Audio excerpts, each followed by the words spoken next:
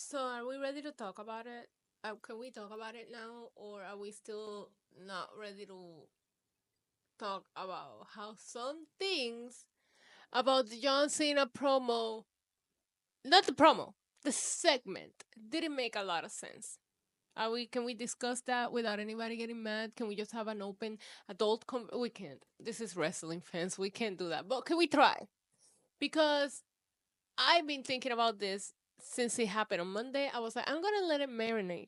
I'm gonna wait a day or two before I put out my video about this because, uh, hey, don't forget to like and subscribe and all that. Okay, all right, great.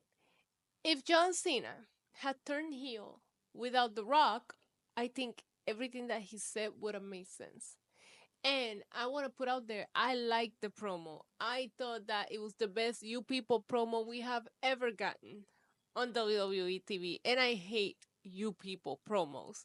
This one, it did it for me. He broke up with us. And I thought it made sense. It doesn't make sense in the way that he turned heel because my original conspiracy, we all made one, was when he came out at the Royal Rumble press conference, he said, "Hey, I'm gonna do what's best for business. Is what best for business is that I win, blah blah blah." With The Rock being this corporate head evil director person, I thought, well, maybe they're gonna have Cena's gonna join The Rock, not because he's selling his soul. Cena don't need to sell his soul. That's why I didn't think it made sense. It's like this isn't a sell selling. Like, why is The Rock offering all of these prices to people that don't need them?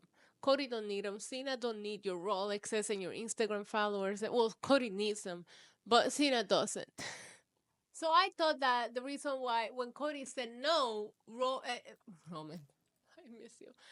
Cody Cena was gonna take that as, oh, he's not gonna do what's best for the company, what's best for business. We gotta take him out, right? That's the reasoning that I have made up in my head when it came to like what conspiracy theory. Why did they do this, right? So I was waiting for that's what I thought was gonna be Cena's explanation. No sell selling, like no selling your soul, like that whole thing was stupid, right? And what I'm about to tell you about this segment, I feel the same way that I felt about the Rock segment with Cody, which I thought it was weird. I didn't like it, but I was intrigued. And this segment left me wanting more, but I don't know that it left me wanting more in the way that I wanted to, right? So anyway, so John Cena's promo, I really liked it. I thought it was the best You People promo. I thought it made sense for him. I don't think in the context of how he turned heel and where we're at with things, it made sense. But I don't have a problem with the John Cena promo. I thought it was epic. Friday before Monday Night Raw. And that's the thing. Cody is moody, right? He on Monday he on Friday he crashes out. First he cuts two of his crybaby promos where he seems to be whining. Keep that in mind. But on Friday he crashes out. He fucking gives the crossroads to the Miz and says, "I don't want to talk to nobody that is John Cena." And the thing of it is like ain't nobody getting away with doing that to like a Roman Reigns, to like a Stone Cold, right? Like there's no way they're gonna like take that and they're just gonna show up on TV and be like, "Well, I was willing to help you out." Fuck hearing you out, fam. He beat you up. You know what I mean? Like I was waiting for Cody to. At some point, I was like, "Well, I hope Cody's not in the building yet," and they just let Cena do his thing.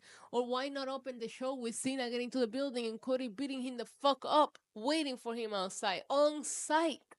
We seen people do less than that to others, and that shit is on site. You know what I mean? So I hated that Cody came out in the suit, smiling and wowing with the people. And it's like funny because I do this, I talk about this a lot on my streams. If you guys didn't know, I go live for Raw, NXT, SmackDown, AW, sometimes even TNA. So hit the notification bell so you can, hang out with us. But I talk about it in my streams a lot where there's like different kinds of baby faces. The John Cena baby face that needs to cater to like the kids. Why am I leaning like this? Is why my back be hurting. When I complain on stream why my back hurts, remind me that I be sitting all fucked up. Um the baby face that has to cater to the kids kind of almost has to be lame on purpose. But kids like superheroes. Kids like when the superheroes finally get to be superheroes and reboot against the villain. Even if he didn't hit him, he could have came out and say, "Really?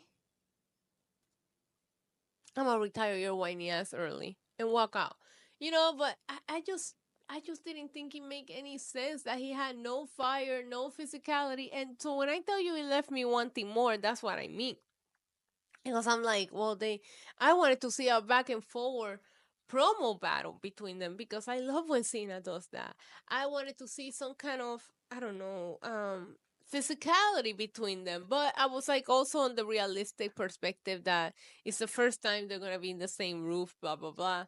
I almost wish they weren't in the same roof. Cody got to come out 3 times without seeing Cena. I almost wish we would have kept Cody out of the equation. Then maybe I wouldn't be so upset at the segment. But I don't think I like the promo. I don't think the reasoning ties in with how he turned heel because he already had his WrestleMania match. And when you think about it, the thing that we, the fans, criticize, because I'm not going to sit here and tell you I'm not part of that. I screamed John Cena sucks for years.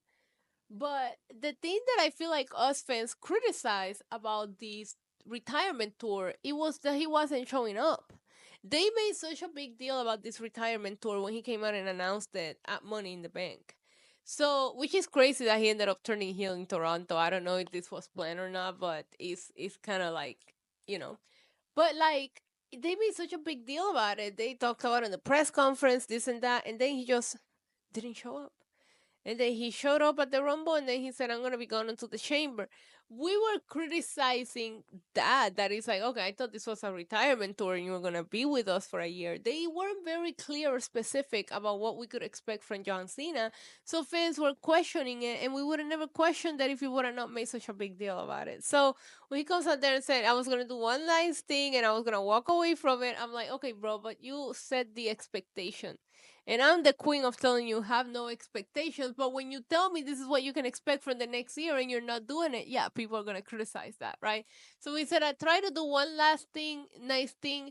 I was like, okay, we only criticize that you weren't showing up. A lot of us have said, oh, John Cena has to win 17 before he goes. So I'm not gonna question because it sounds like he has PTSD from the last 20 years. So I'm not gonna like question his reasoning because I'm like, I really haven't seen a lot of people talk negative about John Cena during his retirement tour outside of the fact that he's not showing up. And yeah, he has gotten way too goofy. I didn't like John Cena for the last few years. Like, it was annoying, actually.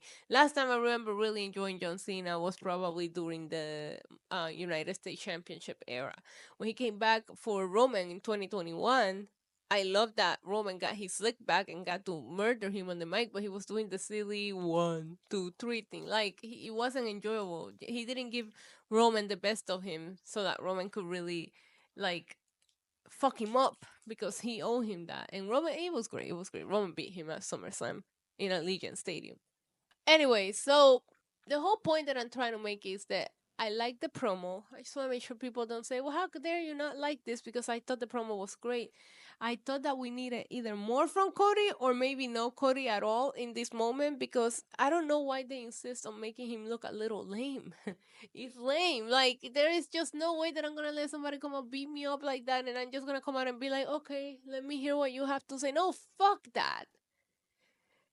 I don't know. Maybe I'm just overthinking it, but this is just my thoughts a few days after it. I let it marinate. I listen to other people have to say. A lot of people are praising the promo, and I praise the promo.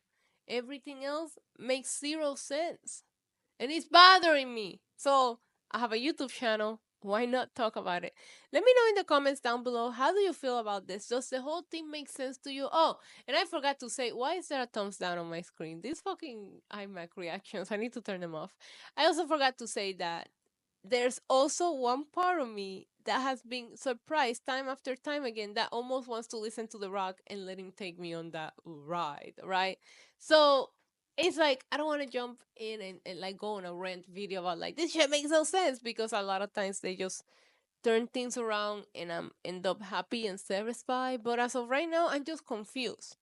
But it did leave me wanting to see another like segment between them. But it's because I need them to either fuck each other up on the mic or fuck each other up with fists. This whole talking, like I know that I say that wrestling is like a telenovela, like a soap opera, but it's because there's a lot more fighting than talking. There's a lot of talking lately, not enough fighting. Get to it, boys. Let me know in the comments down below. What did you think? Do you think it makes sense? Do you want to see a little more oomph from Cody? Or are you okay with him coming out there calling John Cena a whiny bitch when he's a crybaby? The irony. That's all for now. I'll see you later for some watch along. Until next time. Adios. Mwah.